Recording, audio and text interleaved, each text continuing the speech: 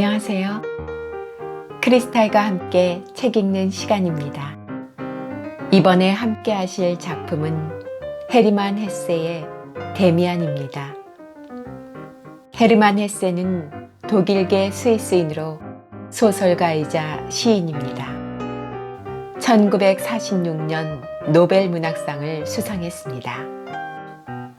그는 주로 성장하는 청춘들의 고뇌와 인간 내면의 양면성에 대한 고찰을 통해 휴머니즘을 지향한 작가로 14세 때 시인이 아니라면 아무것도 되지 않겠다고 다짐했으며 시계공장과 서점에서 일하기도 했습니다. 첫 시집 낭만의 노래가 좋은 반응을 얻었고 9살 연상의 피아니스트인 마리아 베르누이와 결혼하여 스위스 접경 지역인 가이엔호펜에 정착하여 안정된 생활을 했으나 곧 안정된 생활의 권태를 느끼고 싱가포르, 수마트라, 실론, 인도 여행을 다녀오기도 했으며 유럽의 여러 곳을 다니며 작품을 썼습니다. 평화주의자였던 헤세는 조국의 배신자, 매국노라는 언론의 지탄을 받았을 뿐 아니라 그의 모든 저서는 판매 금지와 출판 금지 처분을 받기도 했습니다. 그 당시 부친의 사망, 부인의 정신분열증, 막내 아들의 입원 등으로 본인도 정신과 치료를 받게 되었습니다. 그 후 의학 심리학의 대가인 카일 구스타프 융을 만나게 되었고 꿈속에서 데미안의 등장인물을 만났으며 정신과 치료를 통해 정신적인 위기에서 벗어나고 창작을 위한 영감도 받았다고 합니다. 정원을 가꾸고 토마토를 기르고 낙엽 태우는 일을 특별히 좋아했던 헤세는 85세에 세상을 떠났습니다. 주요 작품으로는 수레바퀴 아래서, 정원사 헤세, 시타르타, 꺾어진 기저 등이 있습니다.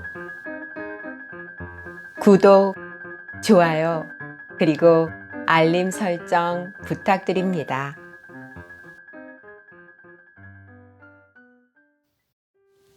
베아트리체. 내 친구와 다시 만나보지 못한 채 나는 방학이 끝나자마자 성 땡땡시로 출발했다. 부모님 두 분 다 나와 함께 오셔서 여러 가지 일들을 세세히 돌봐주면서 김나지움의 선생님이 경영하는 소년 기숙사에 내 거처를 정해주었다. 그렇지만 부모님은 이곳이 내가 어울릴 아이들이 어떤지 아신다면 아마 기절할 만큼 놀랄 것이다. 가장 중요한 문제는 시간이 지난 뒤 내가 착한 아들이 되고 선량한 시민이 될 수 있을 것인가, 아니면 나의 천성으로 인해 다른 길을 걷게 될 것인가에 달려 있었다. 아버지의 세계와 아버지의 정신적인 영향력 아래서 행복하게 살고자 하는 내 마지막 노력은 오랫동안 계속되었고 한때는 거의 성공한 것처럼 보이기도 했지만 결국 완전한 실패로 끝났다. 견신례를 받은 이후 방학 동안 최초로 느껴보았던 이상한 공허감과 고독감은 나는 이 공허감과 희박한 공기를 후일 또 얼마나 진하게 맛보게 되었는지 좀처럼 사라지지 않았다. 고향과의 이별은 이상스러울 리만치 쉬웠고 조금도 슬프지 않다는 것이 부끄러울 정도였다. 누나들은 한없이 울었지만 나는 전혀 눈물이 나오지 않았다. 나는 그러한 자신에 대해 무척 놀랐다. 본래 나는 꽤나 감정이 풍부한 편이었고 제법 선량한 아이였었다. 그러나 지금은 달랐다. 나는 외부 세계에 대해서는 매우 무관심한 태도를 취하며 온종일 나의 내부에 귀 기울였는데 결국은 내면 가장 깊은 곳에서 흐르고 있는 금지된 어두운 냇물 소리를 듣는데 몰두하게 되었다. 지난 반년 동안 나는 급격히 자라나 후리후리하고 야윈 모습으로 불완전한 나의 시각으로 세상을 바라보게 되었다. 소년다운 귀염성은 완전히 사라져버려 내 자신조차도 이런 모습으로는 남에게 사랑받을 수 없다고 느낄 정도였다. 더구나 나 자신조차도 나를 전혀 사랑하지 않았다. 나는 이따금 막스 데미안을 몹시 그리워했다. 그러나 한편으로 그를 미워하기도 하였으며 내 자신이 짊어진 추악한 병과 같은 생활의 빈곤함에 대해 은연중 그 책임을 그에게 돌리고 있었다. 학교 기숙사에서 나는 귀여움을 받지도 못했고 그렇다고 존중을 받지도 못했다. 처음엔 놀림감이 되었고 다음엔 모두가 나를 멀리했으며 우물한 녀석, 불쾌한 별난 녀석으로 취급되었다. 나는 그 역할이 마음에 들었기 때문에 한층 더 과장하기까지 했는데 표면적으로는 가장 사나이답게 세상을 멸시한다는 듯이 고독 속으로 파고드는 것이었지만 내면적으로는 남몰래 비애와 절망감에 몸부림치기도 했다. 학교에서는 집에서 쌓아두었던 지식을 조금씩 되씹어야 했는데 지금의 학급이 이전 학급에 비해 다소 뒤떨어져 있었기 때문에 나이가 같은 또래를 어린애라고 얕보는 습관마저 생겼다. 1년쯤, 아니 그 이상의 시간이 그렇게 지나가고 방학이 되어 집으로 돌아갔을 때에도 새로운 변화는 없었다. 나는 기꺼이 집을 다시 떠나왔다. 11월 초순의 일이었다. 나는 어떤 날씨라도 생각에 빠져 정처 없이 산책하는 습관을 갖게 되었는데 그렇게 걸으면서 나는 일종의 즐거움을 우울함과 염세와 자기 혐오감에 가득 찬 뒤틀린 기쁨을 맛보곤 하였다. 어느 날 나는 안개가 축축히 끼어있는 해질녘 교외에 있는 공원을 거닐고 있었다. 공원의 넓은 가로수길은 텅 빈 채 나를 맞았다. 길은 낙엽으로 깊이 파묻혀 있었고 나는 어두운 쾌감을 느끼면서 발로 그 낙엽을 휘적거렸다. 축축하면서도 씁쓸한 냄새가 공기 속을 떠돌았고 멀리 서 있는 나무들은 안개 속에서 유령처럼 그림자를 지으며 서 있었다. 긴 가로수 길끝에서 나는 망설이는 심정으로 멈춰서서 검은 나뭇잎을 바라보며 그것들이 바스라져 사라져가는 축축한 냄새를 탐욕스럽게 들이마셨다. 나의 내부에서 무엇인가가 그 냄새에 응답하며 환영의 뜻을 나타내고 있었다. 아, 인생이란 얼마나 무의미한 것인가. 누군가 옆길에서 깃이 달린 외투를 바람에 날리며 내게로 다가왔다. 내가 그 자리를 떠나려 하자 그 사람이 나를 불렀다. 이봐, 싱클레어. 다가온 사람은 우리 기숙사에서 제일 나이가 많은 알폰스 베크였다. 다른 애들에게 하는 것처럼 나에게도 언제나 비꼬듯이 이야기하며 어른인 척하는 태도를 제외하면 나는 그에게 이렇다 할 나쁜 감정을 가지지는 않았다. 그는 곰처럼 힘이 세고 기숙사의 사감을 꼼짝도 못하게 한다는 김나주음 학생들 간의 소문의 주인공이었다. 대체 여기서 뭘 하고 있니? 그는 어른들이 때로 우리 또래의 학생들 사이에 끼어들 때와 같은 말투로 상냥하게 말을 걸어왔다. 어디 내기를 해볼까? 너 시를 짓고 있지? 전혀 그렇지 않아. 나는 무뚝뚝한 어조로 말을 끊었다. 그는 낄낄거리고 웃으며 내게 다가와서 전혀 익숙지 않은 태도로 말을 하기 시작했다. 그렇게 경계하지 않아도 돼, 싱클레어. 내가 그 정도로 이해 못할 줄 아니? 이렇게 안개 내리는 가을 저녁에 사색에 잠겨 거닐 때에는 무슨 사연이 있는 법이거든. 그럴 때 사람들은 흔히 시를 쓰고 싶어 하지. 그런 것쯤은 나도 알고 있어. 물론 사라져가는 자연에 대해서나 아니면 그것과 비유되는 사라져간 청춘에 대해서 말이야. 하인리 하이네를 봐. 난 그렇게 감상적이지 않아. 나는 그 말에 항의했다. 그래, 좋도록 생각하렴. 그런데 이런 날씨에 포도주 한 잔이나 아니면 다른 마실 것이 있는 조용한 곳을 찾아가는 것도 괜찮을 것 같은데. 어때? 나와 함께 가지 않겠니? 나도 마침 혼자니까 생각이 없니? 내가 모범생이 되겠다고 한다면 굳이 권하진 않겠다만. 우리는 곧 조그만 교회의 주막집에 마주 앉아 다소 어정쩡한 맛의 포도주 잔을 부딪히고 있었다. 처음에는 그다지 마음에 들지 않았지만 무언지 새로운 맛이 느껴지긴 했다. 나는 술에 익숙하지 않았으므로 곧 취하여 짓거려대기 시작했다. 나는 내부의 창문이 활짝 열린 것 같았고 온 세상이 비쳐드는 듯한 기분이었다. 오랫동안, 참으로 무섭게도 오랫동안 나는 진심에서 우러나오는 말을 한마디도 하지 못하고 지내왔던 것이다. 나는 정신없이 짓거렸고 카인과 아벨의 이야기까지 멋지게 해치웠다. 베크는 기꺼이 내 말에 귀를 기울여 주었다. 마침내 이야기를 들어줄 사람을 만난 것이다.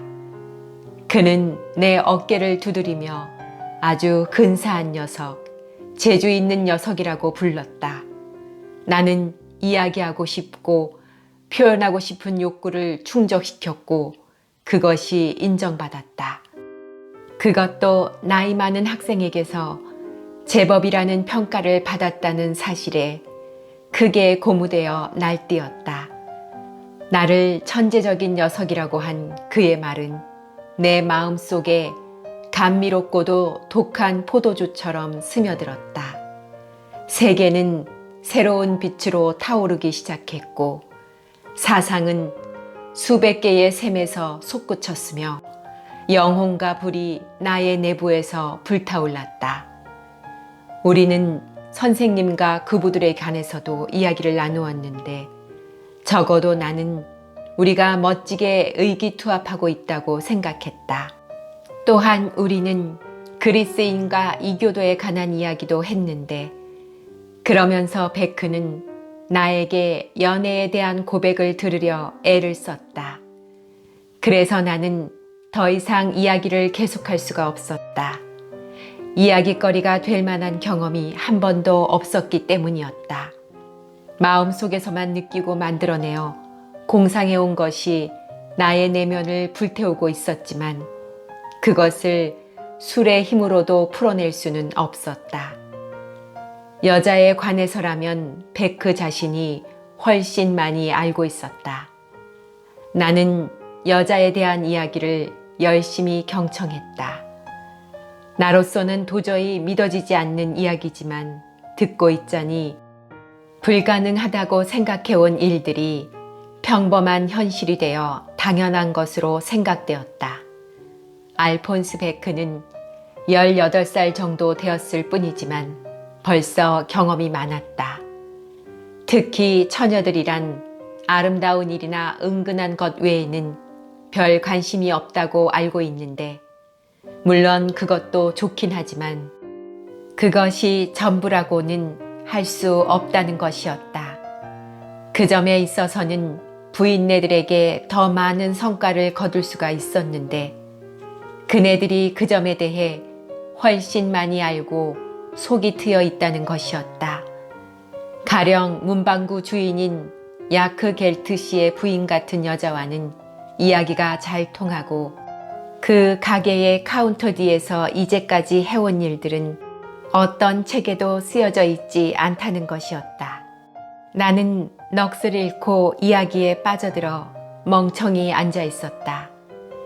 물론 내가 야크 겔트 부인을 사랑하게 될 리는 없겠지만 그러나 그런 이야기는 한 번도 들어본 적이 없었다.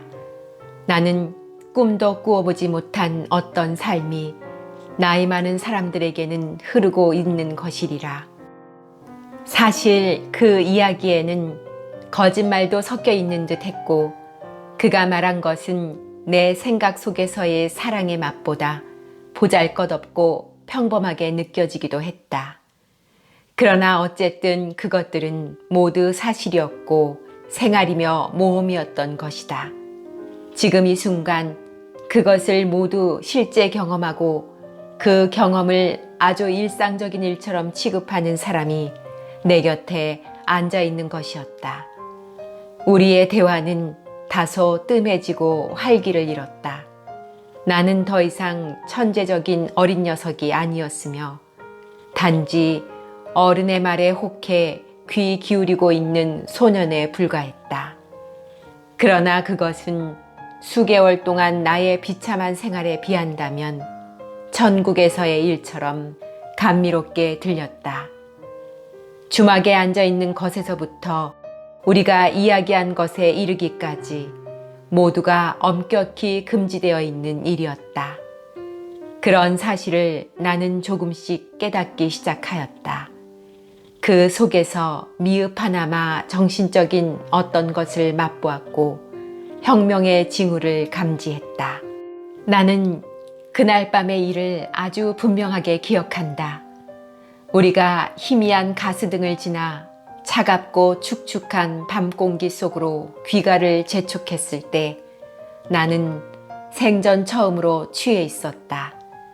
사실 몹시 괴롭고 기분도 좋지 않았지만 고통 외에 무엇인가 매력과 감미로움이 있었는데 그것은 반란과 방종이었고 생명력과 정신이었다.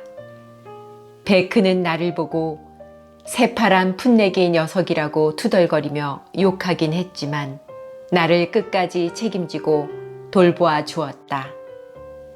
그는 나를 반쯤 떠매다시피 하여 기숙사까지 데리고 왔고 어쩌다 열려져 있는 창문으로 무사히 들키지 않고 기숙사 안으로 들어갈 수 있었다.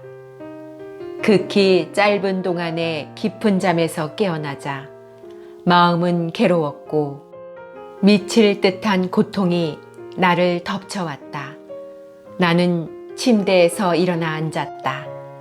낮에 입었던 셔츠는 형편없이 구겨져 있었고 웃옷과 구두는 방바닥에 팽개쳐진 채로 있었으며 땀내와 토사물의 냄새가 풍기고 두통과 구토증과 미칠 듯한 갈증을 느끼고 있는 동안 홀연 내 마음의 거울에는 오랫동안 보지 못했던 한 영상이 비쳤다.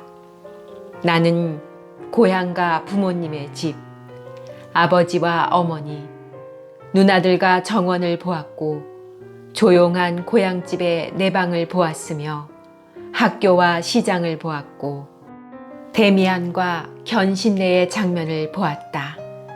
이 모든 것은 밝은 광채에 휩싸여 있었으며 모두 아름답고 경건하고 청순하게 보였다. 이 모든 것은 그렇다는 것을 나는 이제서야 알게 되었다. 어제까지도, 아니 몇 시간 전까지도 나의 것이었고 나를 기다리고 있었다. 그러나 지금 이 순간에 와선 사라져버리고 저주를 받고 더 이상 나에게 속해 있지 않으며 나를 거부하고 증오에 찬 시선으로 나를 바라보고 있는 것이었다. 그 옛날 가장 아름다웠던 어린 시절의 정원에서 부모님으로부터 받았던 사랑과 친근함, 어머니의 다정한 입맞춤과 해마다의 성탄절, 경건하고도 명랑했던 일요일의 아침과 정원에 피어있던 온갖 꽃, 이 모든 것들은 황폐해지고 말았다. 내 스스로 이 모든 아름다운 것들을 짓밟아 버린 것이다.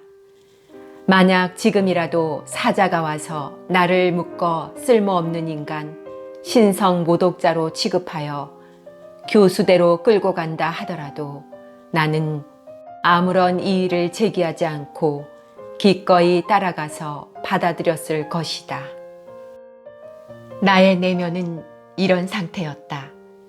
사방을 헤매다니며 세상을 얕잡아 본 자여, 외람된 정신으로 데미안의 사상에 공명하던 자여, 쓸모없는 인간이며 추잡하고 술에 취하고 더럽고 구역질나며 비열하고 거친 짐승 같고 추악한 중동의 노예가 되어버린 모습을 하고 있었다. 온갖 청순함과 빛과 사랑스러운 마음으로 가득 차 있던 정원에서 자라나 바하의 음악과 아름다운 시를 사랑했던 나. 이런 내가 그런 모습이 될 수 있다니. 내 자신의 웃음소리가 술에 잔뜩 취해 자제력을 상실한 채 충동적이고도 바보처럼 낄낄거리던 웃음소리가 아직도 들려오고 있었고, 나는 심한 구역질과 분노를 느꼈다. 그것이 바로 나 자신의 모습이었다.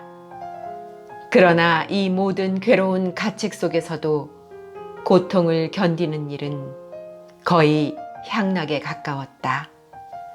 내 마음은 너무나 오랫동안 맹목적이고도 가련하게 움츠러들어 있었고, 너무나 오랫동안 소리를 죽인 채 세잔하게 웅크리고 있었으므로 이런 가책과 고통의 전율과 영혼의 어떤 추악한 감정조차도 환영받고 있었던 것이다. 그 속에서도 분명 감정이 있었고 불꽃이 타오르고 있었으며 심장이 고동치고 있었다. 비참의 구렁텅이 속에서도 나는 이렇듯이 해방이나 봄과 같은 그 무엇을 느꼈던 것이었다. 그러는 동안 겉으로 보기에 나는 거칠게 타락해가고 있었다. 최초의 주정은 얼마 되지 않아 그 자리를 넘겨주었다. 우리 학교에서도 폭주가 성행했고 난행이 속출했는데 나는 그들 가운데 최연소자 축에 끼어 있었고, 오래가지 않아 한몫 거드는 축이나 풋내기가 아닌 우두머리며 새별 같은 존재, 유명하고도 거침없는 주막집의 단골로 변모해 갔다. 나는 다시 한번 완전히 어두운 세계, 악마의 세계 속으로 뛰어들었고, 이 세계에서는 아주 근사한 녀석으로 통하게 되었다. 그러는 동안에도 내 마음은 비참하기 이를 데 없었다.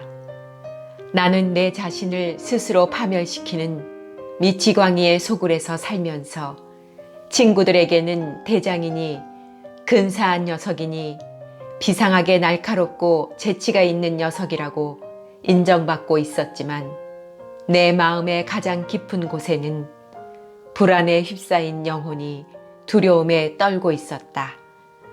언젠가 일요일 오전에 주일 예복 차림으로 명랑하고 즐겁게 놀고 있는 아이들을 보았을 때 돌연 눈물이 솟아나오던 일을 나는 아직도 기억하고 있다. 누추한 주막의 더러운 탁자에 기대어 맥주에 취해 낄낄거리면서 터무니없이 방탕한 말들로 친구들을 웃기고 때로는 놀리고 있는 동안에도 마음 한구석에서는 남몰래 내가 조롱하는 모든 것에 대한 공경심을 품고 있었으며, 나의 영혼 앞에, 나의 과거와 어머니 앞에, 그리고 신 앞에 울면서 무릎을 꿇고 있었다. 내가 한 번도 나의 패거리들과 하나가 될 수 없었다는 사실과 그들과 어울리고 있으면서도 고독했고 그것으로 인해 그렇게도 괴로워했던 것에는 근거가 있었다. 나는 가장 난폭한 폐의 마음에도 드는 주막집에 호걸이며 독설가였다. 나는 선생, 학교, 부모, 교회에 대한 생각이나 이야기를 할 때는 재치와 용맹을 떨쳤다. 나는 음담패설조차도 남에게 뒤지지 않으려 했으며 한 가지쯤은 해낼 수도 있었다. 그러나 나의 패거리들이 여자에게 찾아갈 때만은 한 번도 끼지 않았는데 그것으로 미루어 나는 철면피적인 향나가임에 틀림없는 척했지만 사실 나는 외로웠고 사랑에 대한 격렬한 동경과 가망 없는 그리움에 가득 차 있었던 것이다. 어느 누구보다도 상심하기 쉽고 부끄러움을 많이 타는 사람이었던 것이다. 때로 젊은 처녀들이 아름답고 말쑥한 차림으로 명랑하고 우아하게 걸어가고 있는 것을 볼 때면 그들이 근사하고 청순한 꿈으로 느껴졌고 나보다 1000배나 선량하고 깨끗하게 생각되었다. 얼마 동안 나는 야크 겔트 부인의 문방구에는 갈 수가 없었다. 왜냐하면 그 여자를 보고 있노라면 알폰스 베크가 그녀에 대해 이야기한 것이 생각날 것이었고 그러면 내 얼굴이 무참하게 새빨개질 것을 알았기 때문이다. 그러나 내 자신이 새로운 패거리들 사이에서 끊임없이 고독하고 그들과 다른 존재라고 느껴지면 느껴질수록 더욱더 그들에게 떨어져 나올 수가 없었다. 이젠 포금을 하고 헛소리를 해대는 일이 정말로 한 번이라도 즐거웠는지에 대해 알 수가 없었다. 사실상 나는 술에 익숙해질 수 없었기 때문에 매번 고통스러운 결과를 당했다. 만사가 다 강요된 것이었다. 그것 외에 다른 어떤 일을 해야 할지를 몰랐으므로 그저 하던 대로 계속했을 뿐이었다. 나는 오랫동안 혼자인 것이 무서웠고 노상 마음이 그리로 향해 가는 온화하고 수줍은 내적인 자각이 두려웠으며 빈번히 엄습해오는 따뜻한 사랑에 대한 갈망을 견딜 수 없었던 것이다. 나에게는 가장 중요한 한 가지가 결핍되어 있었다. 그것은 진실한 친구였다. 내가 좋아하는 동급생이 2~3명 있기는 했다. 그러나 그들은 성실한 축에 속해 있었고 나의 악행은 이미 오래전부터 공공연하게 알려져 있었던 사실이었다. 그들은 나를 피했다. 모두들 나를 근본이 흔들리고 있는 아무런 희망도 없는 불량 학생 정도로 생각하고 있었다. 선생님들도 나의 행동에 대해 자세히 알게 되었고 누차에 걸쳐 혹독한 처벌을 내리기도 했으며 마침내는 퇴학 처분을 받게 되리라고 기대하고 있었다. 나 자신도 그러한 사실을 잘 알고 있었다. 나는 이미 오래전부터 착한 학생이 아니었고 이러한 방탕한 생활은 더 이상 지탱해 갈 수는 없다고 느끼면서도 애써 이러한 악행을 고집해 감으로써 자신을 속이고 있었던 것이다. 우리를 고독하게 만듦으로써 신이 우리들 자신에게로 인도해 줄 수 있는 길은 너무도 많다. 신은 그 당시 나와 함께 이런 방탕의 길을 갔던 것이다. 그것은 마치 악몽과도 같았다. 더러운 것, 진득거리는 것, 깨어진 맥주잔과 말도 안 되는 농담을 짓거리며 보낸 밤들 속에서 나는 목류병자처럼 끊임없이 괴로워하면서도 추악하고도 불길한 길을 기어다니고 있는 내 모습을 바라보았다. 공주를 찾아가는 도중 악취와 쓰레기로 가득 찬 뒷골목의 진흙탕 속에 틀어박혀 버리는 그런 꿈 이야기가 있었다. 나도 그런 처지에 놓여 있었던 것이다. 보잘것없는 짓을 함으로써 나는 더욱 고독하게 되었고, 나와 나의 유년 시절 사이엔 냉혹한 시선으로 망을 보는 문지기가 버티고선 굳게 닫힌 낙원의 문이 생겨났던 것이다. 이것이야말로 내 자신의 향수의 시작이었으며 그 사실의 깨달음이었다. 사감 선생님의 경고 편지를 받고 아버지께서 성 땡땡시에 오셔서 예기치 않게 내 앞에 나타나셨을 때 나는 너무 깜짝 놀라 몸에 경련까지 일으켰다.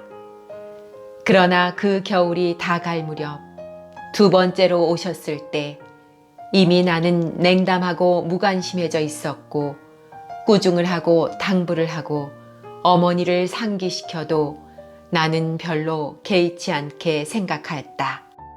마지막으로 아버지는 몹시 노여워하며 만일 내가 달라지지 않는다면 불명예스럽고도 모욕적인 퇴학을 당하게 해서 가마원에 집어넣겠다고 말했다. 나는 마음대로 하라는 식으로 아버지를 대했다. 아버지가 떠난 후 나는 미안한 마음이 들었으나 아버지는 아무런 성과도 얻지 못했고 내게로 통하는 길도 발견하지 못했다. 아주 잠시 동안이었지만 그러한 일이 당연한 것처럼 느껴졌다. 내가 장차 무엇이 될 것인가에는 관심이 없었다. 주막에 앉아서 짓거려대는 따위에 기이하고 그다지 아름답지 못한 방식으로 나는 세상과 싸우고 있었던 것이고, 그것이 내 방식의 항의였다. 그러면서 나는 내 자신을 망쳐갔고, 때때로 사태는 이런 식으로 파악되곤 했다. 만약 세상에 나와 같은 사람들을 필요로 하지 않고 그들을 위해 보다 더 나은 자리, 보다 더 가치 있는 과제를 맡겨주지 않는다면 그들은 필경 파멸하고야 말 것인데 그 책임은 마땅히 이 세상이 져야 하는 것이라고 말이다. 그의 성탄절 휴가는 정말 불쾌했다.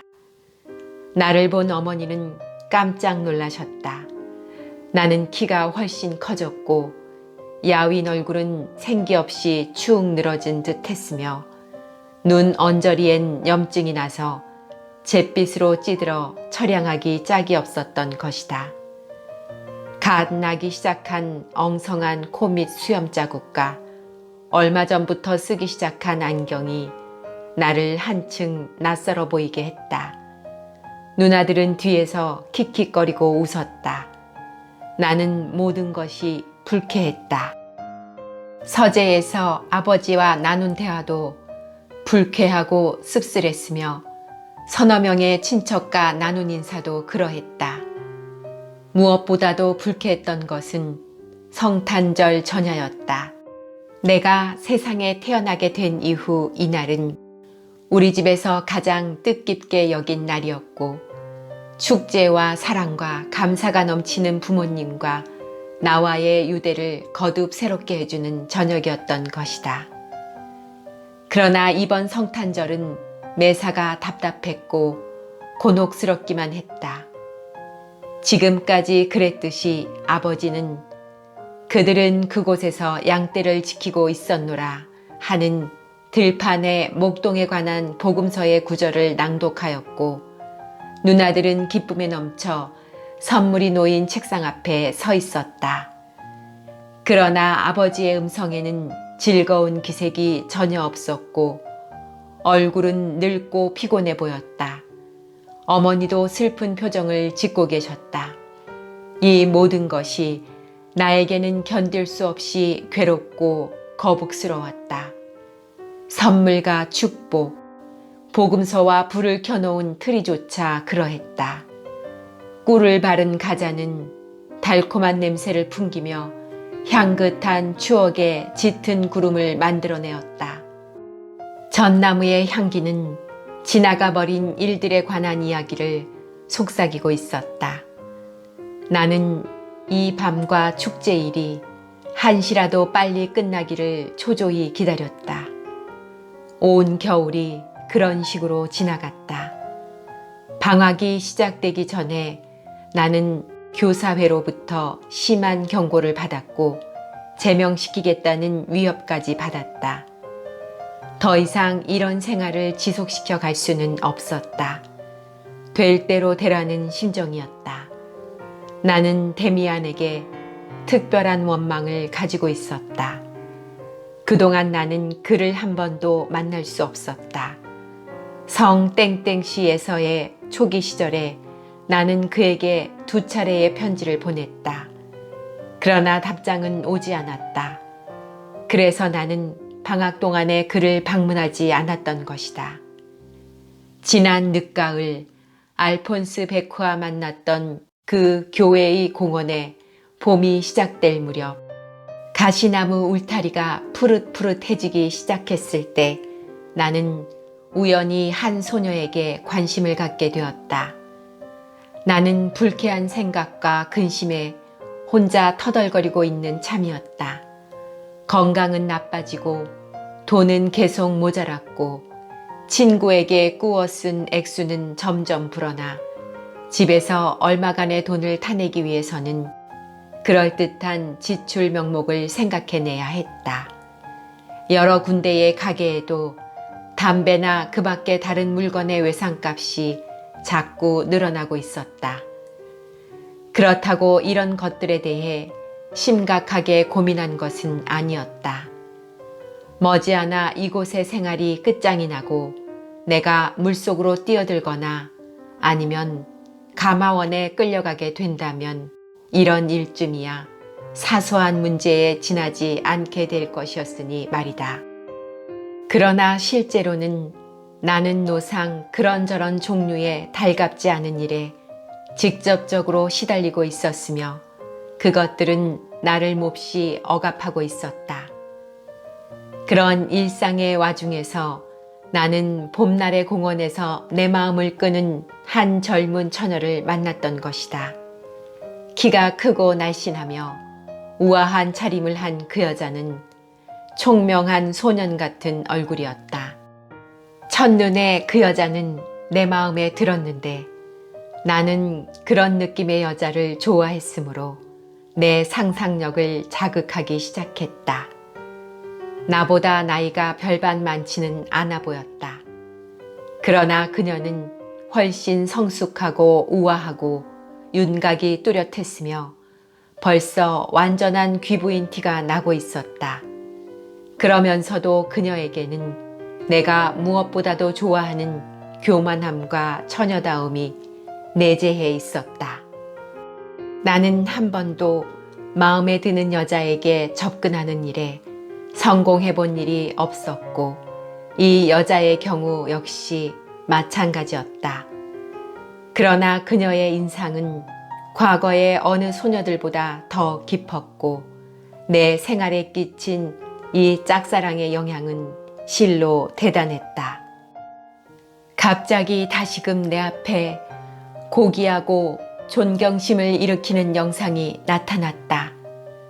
나의 내부에 있어서는 어떤 것에 대한 갈망이나 충동도 경건함과 그녀를 숭배하고자 하는 소원만큼 깊고 열렬한 것이 없었다. 나는 그 여자에게 베아트리체라는 이름을 붙였다. 비록 단테의 책을 읽어보지는 않았지만 영국판의 그림에서 그녀를 본 적이 있었고 그 그림의 복사본을 잘 간직하고 있었다. 그 그림은 영국의 라파엘 초기파의 화풍으로 그려진 소녀의 모습이었는데 갸름하고 긴 얼굴에 영혼이 깃든 듯한 손과 표정, 늘씬한 팔다리를 가지고 있었다. 내 마음을 끈 처녀도 날씬한 자태와 소녀다운 점을 지니고 있다는 점과 얼굴 표정에서 다소 정신화된 모습이 엿보인다는 것에서 그 그림의 여자와 비슷하기는 했지만 완전히 닮은 것은 아니었다. 나는 한 번도 베아트리체와 말을 나눈 적이 없었다. 그럼에도 불구하고 그녀는 당시의 나에게 깊은 영향을 끼쳤다.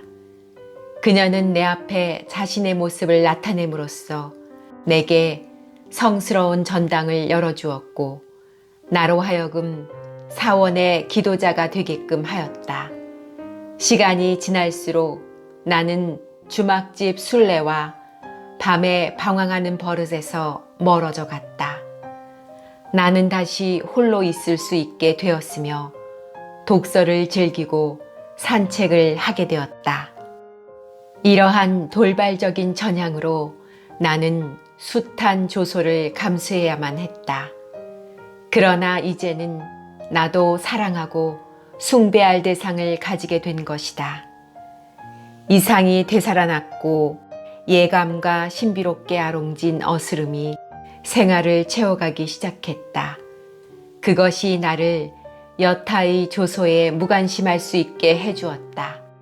나는 비록 숭배하는 영상에 하인이나 노예로서 일망정 나 자신으로 돌아올 수 있게 되었다. 그 시절을 회상하노라면 감동적이 되지 않을 수 없었다.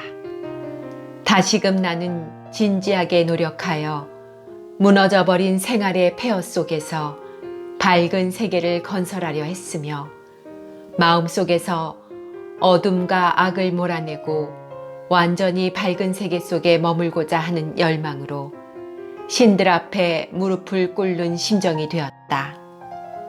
지금 내가 영위하고자 하는 밝은 세계는 어느 정도 나의 창조물이었다.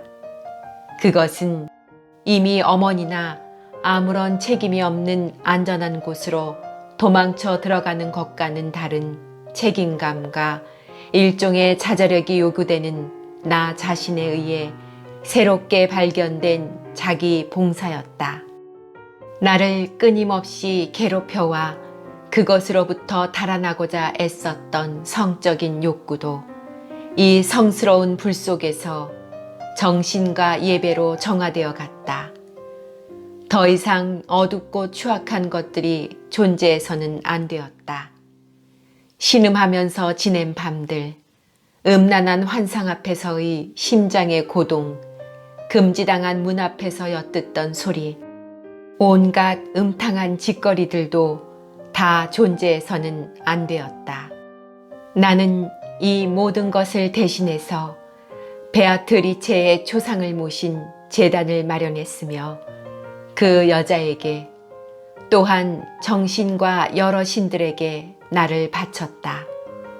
음침한 세계 속에서 찾아온 삶의 대가를 밝은 세계의 제물로 바쳤다. 나의 목적은 향락이 아니라 청순함이었으며 행복이 아니라 아름다움과 정신내에 있었다. 이 베아트리체에 대한 숭배는 내 인생을 완전히 변화시켜 놓았다. 어제까지는 조숙한 풍자꾼이었던 나는 성자가 되려는 희망을 품은 사원의 하인이 되었다. 나는 내 몸에 배어있던 나쁜 습관을 청산했을 뿐 아니라 모든 것을 변화시키려 노력했고 먹고 마시는 일에서나 이야기나 옷차림까지도 여기에 부합되도록 신경을 썼다. 나는 아침에 냉수마찰을 하기 시작했는데 그 일은 대단한 노력을 요하는 일이었다.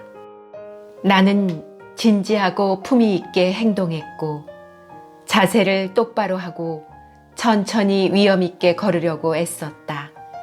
보는 사람들에게는 다소 우스꽝스럽게 보였을지 모르겠으나 내 마음은 그만큼 신의 봉사심으로 가득 차 있었다.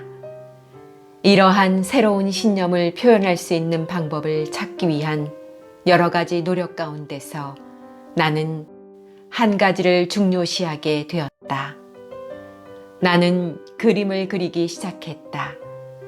내가 가지고 있는 영국판 베아트리체의 초상이 그녀와 닮지 않았던 것이 일의 시작이었다.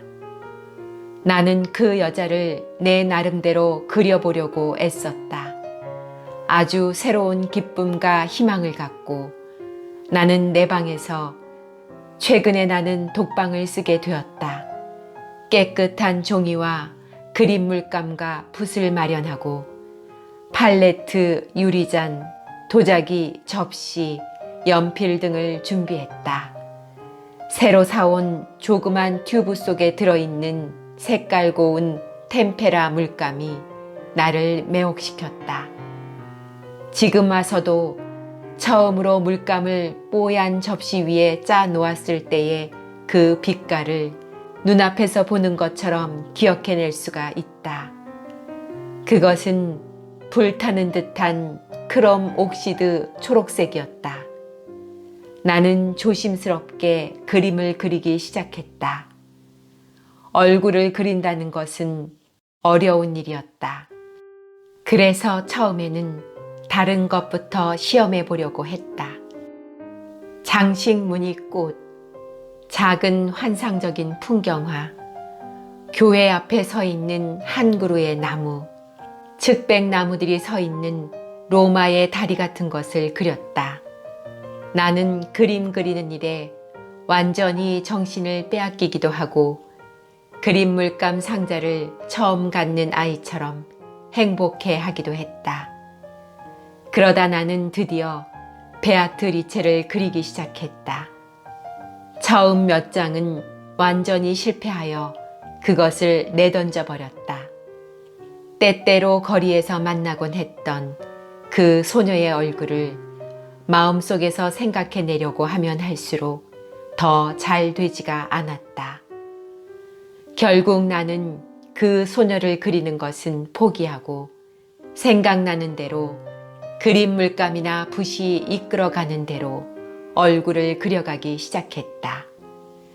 그렇게 그려진 얼굴은 꿈에서 만났던 모습이었는데 썩 만족스러운 것은 아니었지만 그런 시도를 계속해 나갔다. 한 장 한 장 새로운 얼굴이 완성되어 갈 때마다 그 모습은 한결 선명해졌고 결코 실제와 같지는 않았지만 그 소녀의 모습에 가까워지는 것이었다. 시간이 갈수록 나는 꿈을 꾸듯 붓으로 줄을 긋고 화면을 메워가는 것에 익숙해졌다.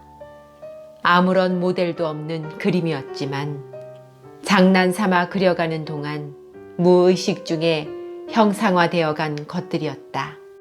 그러던 어느 날 나는 드디어 이제까지 그린 어떤 얼굴보다 한층 더 강력하게 내게 말을 걸어오는 하나의 얼굴을 완성시켰다. 그 얼굴은 이미 이전의 어느 소녀의 모습은 오래전부터 내가 그린 그림은 더 이상 그 여자의 얼굴이 아니었다. 그것은 소녀의 얼굴이라기보다는 차라리 소년의 얼굴처럼 보였고 머리칼도 그녀처럼 옅은 금발이 아니라 붉은 빛이 도는 갈색이었다. 이마는 단단하고 야무지게 보였고 입술은 붉게 타고 있었고 전체적인 인상은 딱딱하고 가면 같기도 했지만 그 얼굴에는 인상적이고도 신비스러운 생명력으로 가득 차 있었다. 완성된 그림 앞에 앉아 있자니 어떤 야릇한 감동이 전해져 왔다. 그것은 신의 초상이거나 신성한 가면과도 같았고 절반은 남성적이고 절반은 여성적이었으며 나이를 초월한 모습으로 꿈을 꾸는 듯하면서도 강한 의지가 엿보였으며 남모르는 생명에 충만해 있으면서도 딱딱하게 굳어있는 것처럼 보였다. 이 얼굴은 나에게 무엇인가를 이야기하려는 듯 했고 나 자신 속에 존재하면서 무엇인가를 요구하고 있는 것 같았다. 그 얼굴은 확실히 어느 누구와 닮아 있었긴 했지만 누구와 닮았는지는 알 수 없었다. 이 얼굴은 얼마 동안 나의 모든 생각 속에 살아 움직이고 나와 함께 생활을 나누었다. 나는 그것을 서랍 속에 숨겨두었는데 혹시라도 누가 보고 나를 놀려대는 것은 질색이었기 때문이었다. 그러나 혼자 되기가 무섭게 그 그림을 꺼내어 그것과 사귀었다. 저녁엔 그 그림을 침대 맞은편 벽지 위에 핀으로 꽂아놓고 잠들 때까지 바라보았으며 아침이 되면 눈을 뜨자마자 그 그림을 쳐다보았다. 바로 그 시절 나는 어린아이였을 때 그랬던 것처럼 많은 꿈을 꾸기 시작했다. 여러 해 동안 나는 한 번도 꿈을 꾼 적이 없는 것처럼 생각되었다. 이제야 꿈들이 아주 새로운 종류의 영상이 다시 나를 찾아왔던 것이다. 꿈속에서는 내가 그린 그림 속의 얼굴이 번번이 생기를 띠고 나에게 이야기를 걸어왔으며 아주 친밀하게 혹은 적대적인 태도로 때론 이맛살을 찡그리기도 하고 때로는 무한히 아름다우며 조화를 이룬 고귀한 모습으로 나타나곤 하였다. 어느 날 아침 역시 그러한 꿈을 꾼 후 잠에서 깨어나 갑자기 나는 한 가지 사실을 알아차렸다. 그 얼굴은 말할 수 없이 다정한 시선으로 나를 바라보고 있었는데 마치 내 이름이라도 부를 것 같았다. 어머니만큼이나 나를 잘 알고 있는 듯 했으며 옛날부터 항상 나를 바라보고 있었던 것처럼 보였다. 흥분을 누르며 나는 그 그림 속의 얼굴을 숱이 많은 갈색 머리칼과 여성적인 분위기를 풍기는 입술, 그리고 믿어지지 않을 만큼 밝음을 지닌 억센 이마를 바라보았다. 그 그림은 저절로 그렇게 말라 있었다. 나는 차츰 마음속에 눈에 익은 누군가의 얼굴이 떠오르고 그 사람을 잘 알고 있다는 것을 알게 되었다. 나는 침대에서 벌떡 일어나서 그 그림 앞에 아주 가까이 다가서 크게 뜬 초록빛이 감도는 눈을, 물끄러미 나를 바라보고 있는 그 눈을 바라보았다. 오른쪽 눈이 왼쪽 눈보다 약간 치켜 떠져 있었다. 그 순간 갑자기 오른쪽 눈이 미세하게 움직였다. 나는 이 그림이 누구의 얼굴인지를 알게 되었다. 어째서 이렇게 늦게서야 그것을 알아차릴 수가 있었던 것일까? 그것은 바로 데미안의 얼굴이었다. 그 후 나는 종종 내 추억 속에 남아있는 데미안의 진짜 표정과 그 그림을 비교해 보았다. 닮기는 했지만 똑같지는 않았다. 그러나 데미안이면은 틀림이 없었다. 어느 초여름 석양 무렵 서쪽으로 나 있는 창문을 통해 기울어져 가는 태양빛이 붉게 비쳐들었다. 방 안에는 어둠이 감돌기 시작하고 있었다.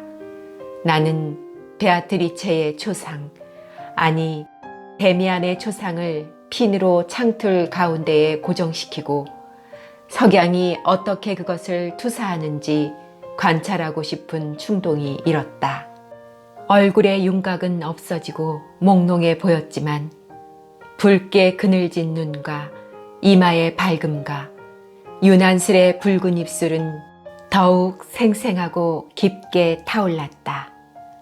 석양이 사라진 뒤에도 나는 오랫동안 그 앞에 마주 앉아 있었다. 그러자 점차 그 얼굴은 베아트리체나 데미안이 아니라 내 자신이라는 느낌이 들었다. 물론 그 그림과 나는 닮진 않았다. 그렇게 생각해도 근거가 없다고 생각하긴 했다. 그렇지만 그것은 나의 생명을 이루고 있는 것이고 나의 마음, 나의 운명 혹은 나의 데몬이었던 것이다. 언젠가 내가 다시 친구를 사귀게 된다면 그는 이런 모습을 하고 있을 것이다.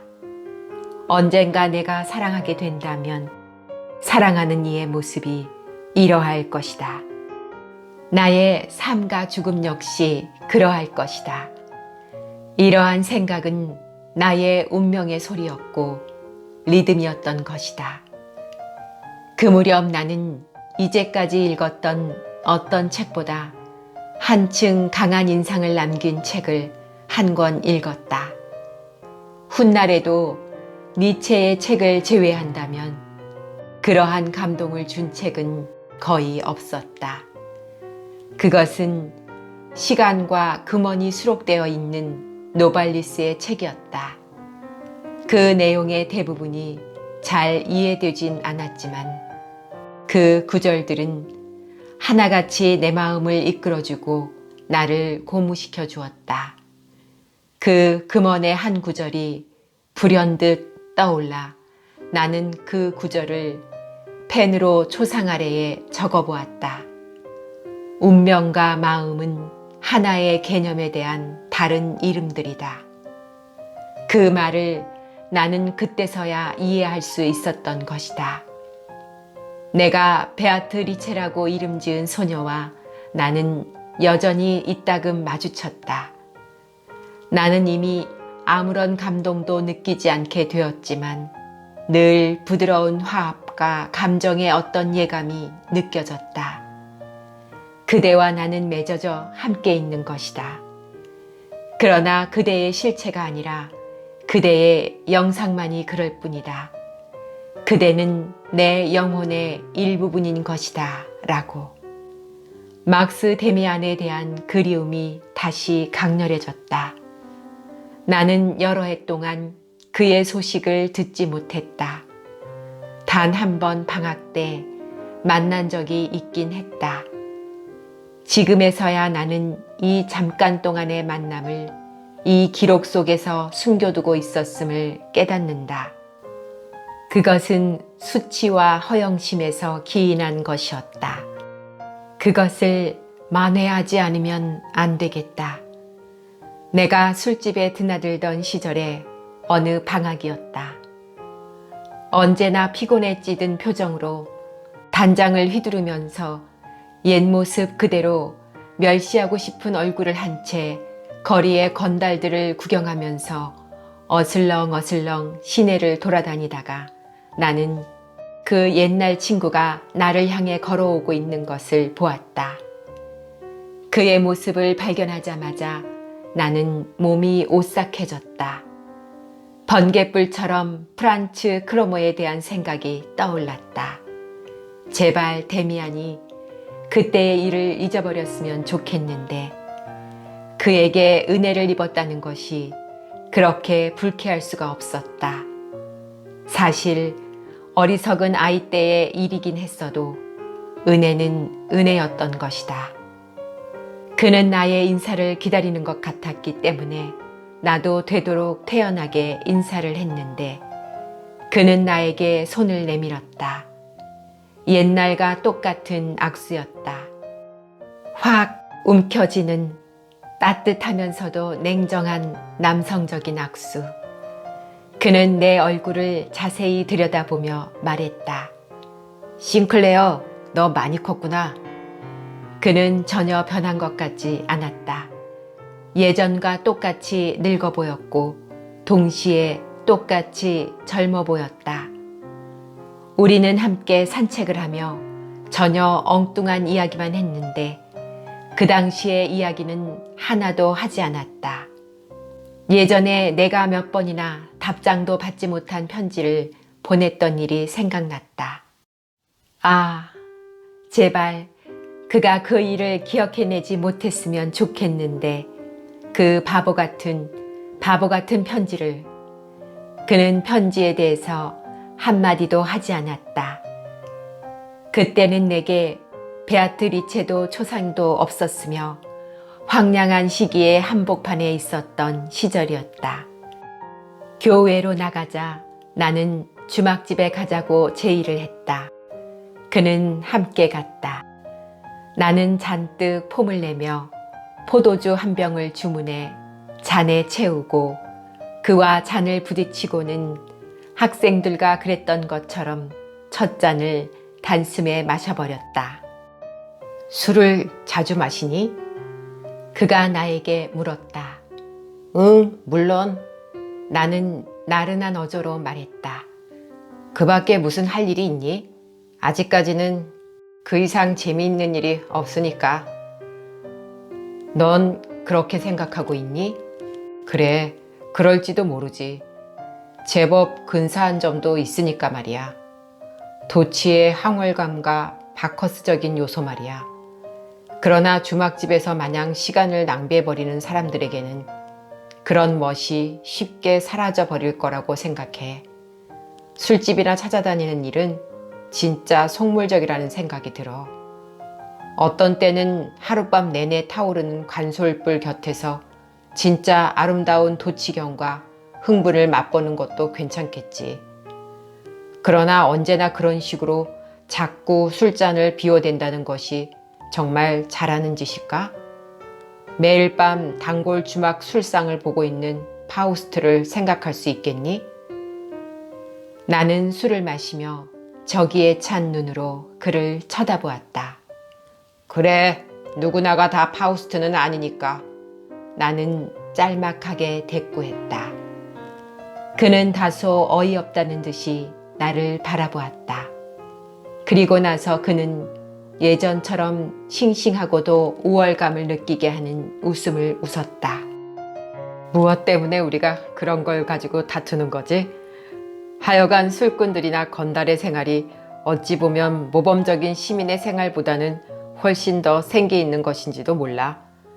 그리고 언젠가 한번 읽었던 가장 좋은 이야기인데, 방탕한 생활은 신비주의자가 되기 위한 가장 좋은 준비 활동이란 말이야. 예언자가 되는 것은 언제나 성 오거스틴 같은 그런 인물이거든. 예언자가 되기 위해 그 이전에 향락가였고 방탕하였지. 나는 그를 믿지 않았고 그의 훈계조의 이야기를 듣지 않으려 하였다. 그래서 나는 냉담하게 말했다. 그렇지. 누구나 다 자기 방식대로 살아가는 거니까. 솔직히 말해서 나는 예언자 따위는 관심 없어. 데미안은 눈을 지그시 내리깐 채 알아들었다는 듯이 나를 바라보았다. 이봐, 싱클레어. 그는 천천히 말했다. 너에게 불쾌한 이야기를 하려는 건 아니야. 그렇지만 말이야, 무엇 때문에 술을 마시고 있는지는 우리 둘 다 모르고 있어. 하지만 너의 마음속에 있는 어떤 것, 너의 생명을 형성하고 있는 그것은 이미 알고 있을 거야. 우리들 마음속에는 모든 것을 알고 모든 것을 원하고 우리들 자신보다 모든 것을 더 잘 해내는 무언가가 들어있다는 사실을 깨닫는 것이 내게 도움이 될 거야. 자, 미안하지만 나는 집으로 가야겠어. 우리는 짤막한 작별 인사를 나누었다. 나는 몹시 마음이 언짢아져서 그대로 혼자 앉아 남아있는 술을 다 마시고는 집으로 가려고 했을 때 데미안이 벌써 술값을 치렀다는 사실을 알았다. 그 일이 나를 더욱더 불쾌하게 했다. 이 사소한 사건을 다시 곰곰이 생각해 보았다. 그가 그 교회의 주막에서 내게 한 말들을 이상하리만치 생생하게 한마디도 빼놓지 않고 기억해낼 수가 있었다. 우리들 마음속에 모든 것을 알고 있는 무언가가 들어있다는 사실을 깨닫는 것이 내게 도움이 될 거야. 아직도 창틀에 고정되어 이제는 거의 보이지 않는 그 그림에 시선을 멈추었다. 그러나 아직도 두 눈만은 생생히 불타고 있었다. 그것은 데미안의 눈초리였다. 아니면 나의 마음속에 들어있는 눈초리였다. 모든 것을 알고 있는 눈초리였다. 나는 데미안을 얼마나 동경했던가. 그러나 그에 대해 아무것도 아는 것이 없었다. 그는 나의 손이 미칠 수 없는 존재였다.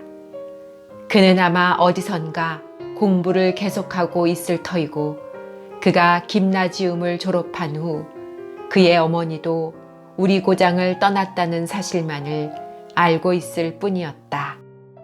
크로머의 일을 포함해서 나는 데미안과 관련된 온갖 일들을 다시 생각해 보았다. 그가 일찍이 나에게 했던 말들이 생생하게 지금 다시 울려왔고 그 말들은 오늘날까지도 깊은 의미를 지니고 있었으며 나와 관련을 맺고 있었던 것이다. 최근 우리가 그다지 기쁘지 않은 해우를 했을 때 방탕자와 성자에 관해 이야기를 했던 뜻도 갑자기 마음속에서 분명해졌다. 나에게도 그가 이야기한 일이 일어나지 않았던가.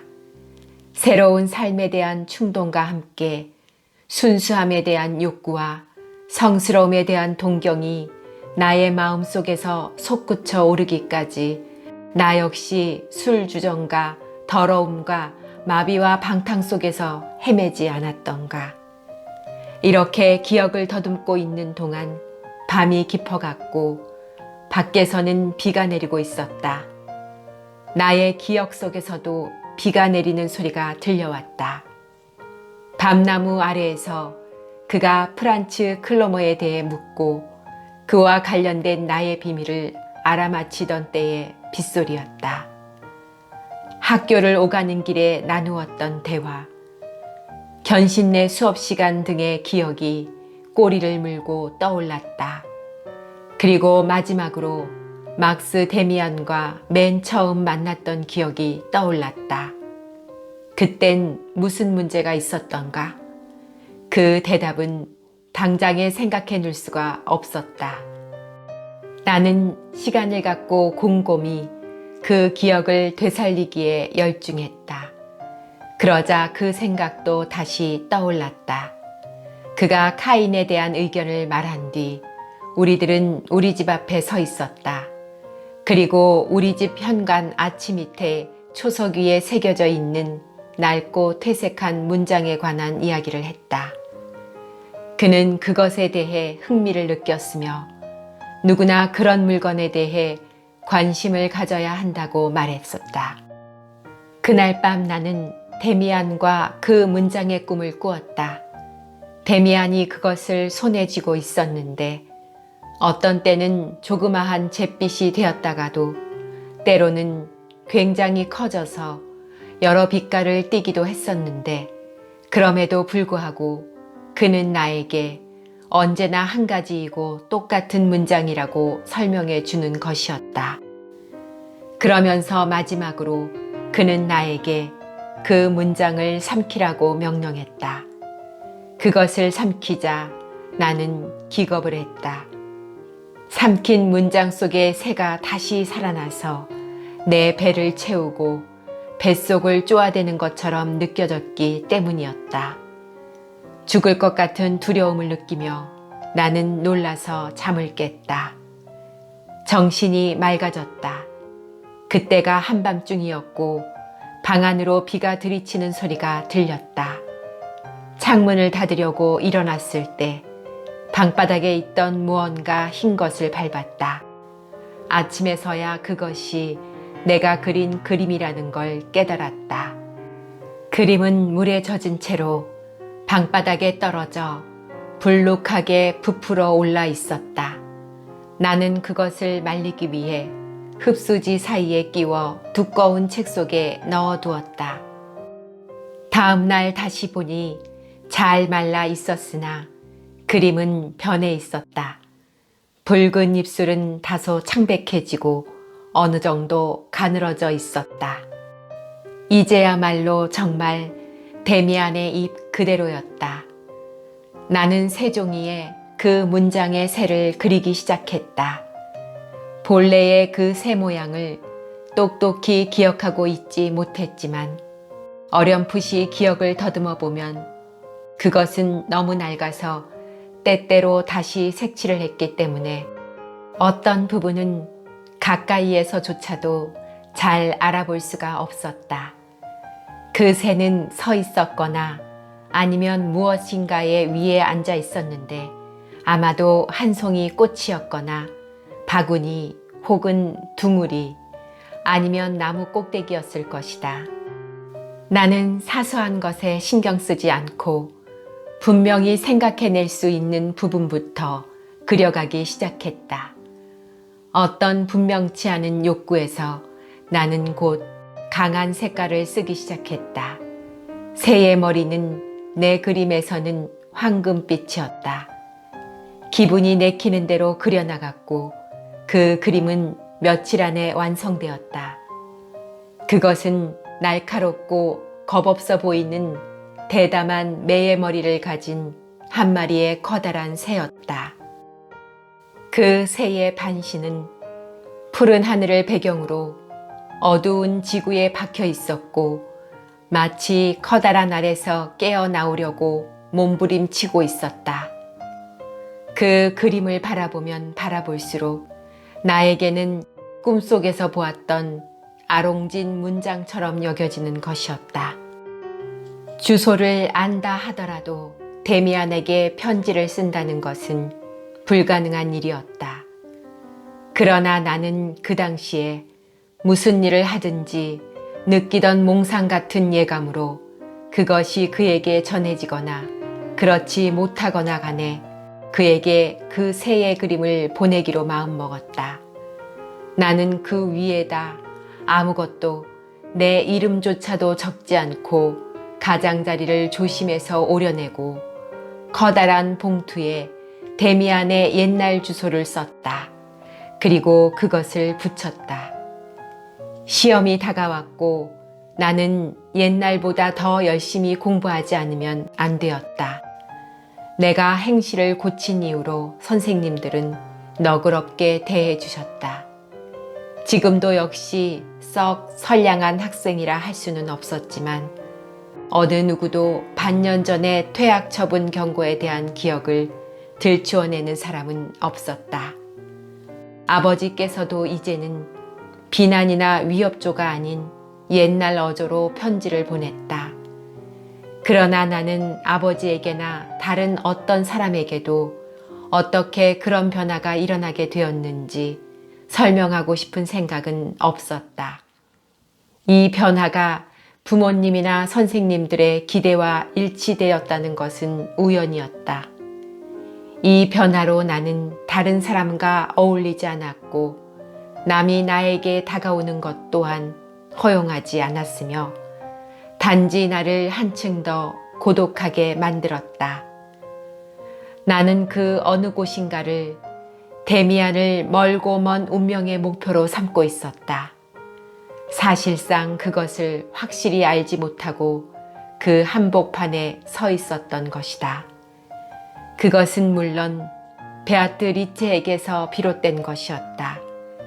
그렇지만 얼마 지나지 않아 그림 속의 초상이나 데미안에 대한 생각으로 비현실적인 세계 속에 빠져들었기 때문에 베아트리체는 완전히 내 시선과 생각 속에서 사라져버렸다. 누구에게도 나의 꿈에 관해, 나의 기대와 내적인 변화에 관해 한마디도 말할 수가 없었다. 설사 그렇게 하기를 간절하게 원했다 하더라도 말이다. 하지만 어떻게 그것을 원할 수가 있단 말인가.